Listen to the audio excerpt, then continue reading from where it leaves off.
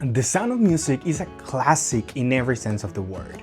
It marked the final collaboration between the legendary duo Rodgers and Hammerstein, and even after more than 60 years, the musical is still going strong, including a North American tour that began in late 2025 and will arrive in San Diego in 2026, to be precise, in May 26. Today, I'm going to tell you the full story of how this musical came to be, the real-life family that inspired it, and why The Sound of Music continues to be considered one of the greatest musicals of all time.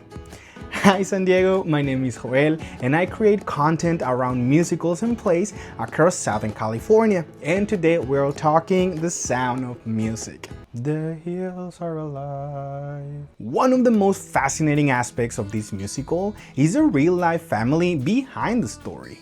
The Von Trapps were an Austrian family who escaped Austria during the rise of the Nazi regime, but their story goes far beyond what we see in the musical or movie adaptation. After the tragic death of Agatha von Trapp from scarlet fever in 1922, Georg von Trapp, a decorated naval captain and father, needed someone to help care of his children.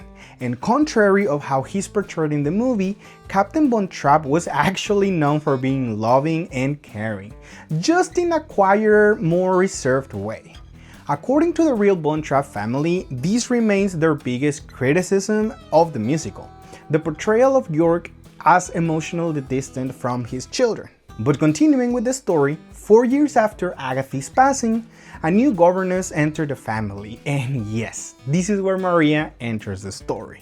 Maria's personality was the complete opposite of the captain's. She was loud, energetic, emotional, and full of life. She brought music and enthusiasm into the household, and eventually, due to the expectations of the society at the time, Maria and Georg had to marry. After their marriage, the family's musical journey truly began. Before becoming known as the Trapp family singers, they originally performed under the name the Salzburg Trapp Choir. At first, music was simply a hobby for the family, but word quickly spread about how talented they were. Eventually, one very important figure entered their lives: Father Franz Wassner. He recognized the family's talent and helped transform them into a polished, professional singing group. He coached them musically, helped perfect their harmonies, and elevated their performances an entire level. In 1937, the Von Trapp family made their debut at the Salzburg Festival, one of the most prestigious musical events in Austria. Almost immediately, they became a sensation. Throughout 1937 and 1938, the family continued gaining popularity until a life-changing moment happened. In 1938, Nazi officials requested the Von Trapps to perform on a birthday celebration. And yes, the celebration was for Adolf Hitler. The family refused the invitation and decided it was safer to leave Austria in hopes of finding a better life elsewhere. Eventually, that decision led them to New York City. It was also during the transition, after escaping Nazi-controlled Austria, that they officially changed their name to the Trapp Family Singers, and the rest became history. Now, we jump ahead to 1956. By this point, the Von Trapp Family Singers had become extremely successful in America, especially New York, where they had become something of a holiday tradition. Like nowadays, Wicked and The Lion King. At the same time, stage director Vincent J. Donahue was searching for his next musical project, and adapting the Von Trapp's heartfelt story felt like the perfect choice. That's when he reached out to producers Leland Hayward and Richard Halliday. And from the beginning, there was already one actress in mind to star as Maria, Mary Martin. In fact, many people believe this musical was specifically designed around her talent, and yes, Richard Halliday and Mary Martin were a couple at the time.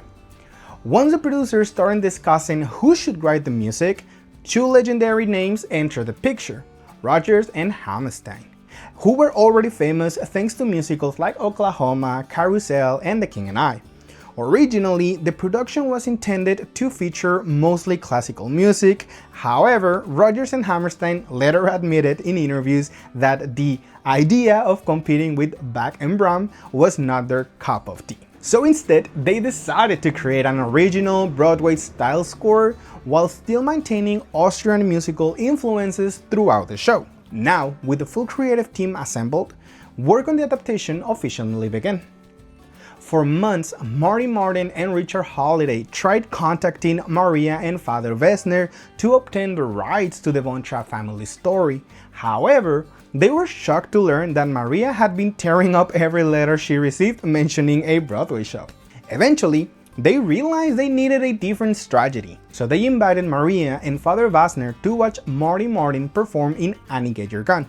Maria was deeply impressed by Martin's talent, but informed them that the rights to their story had already been licensed to German producers behind the Trapp family films.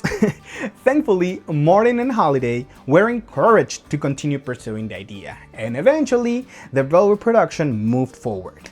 Now, there was only one thing left to decide: the title. Originally, the musical was going to be called Love Song, but after multiple rejected ideas and copyright complications, the creative team finally landed on the title we know today, The Sound of Music. And it's such an iconic name. I love it.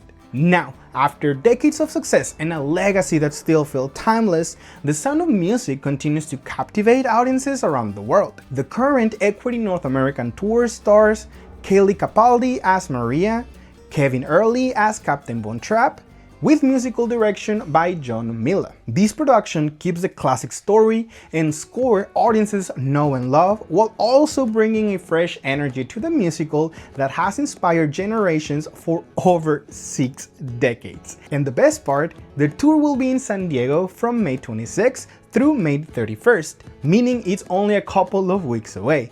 This is truly a musical for the entire family, easy to follow, filled with unforgettable music, and packed with emotional moments that have stood the test of time. And honestly, it's hard not to leave the theater smiling after watching it. Now, this is the full story of the Von Trapp families and how the musical came to be. I'm pretty excited to go watch this show. It would be actually the first time that I'm gonna watch it, but I've heard a bunch of good things about it. I've actually heard about this production specifically, that they are so good, so I'm pretty excited. And of course, if you enjoyed this video, make sure to subscribe and turn on notifications so you never miss new content. And as well, follow me on social media as Behind the Encore, where I cover musicals, theater experiences, and everything happening across Southern California. I'm Joel, and I'll see you behind the Encore.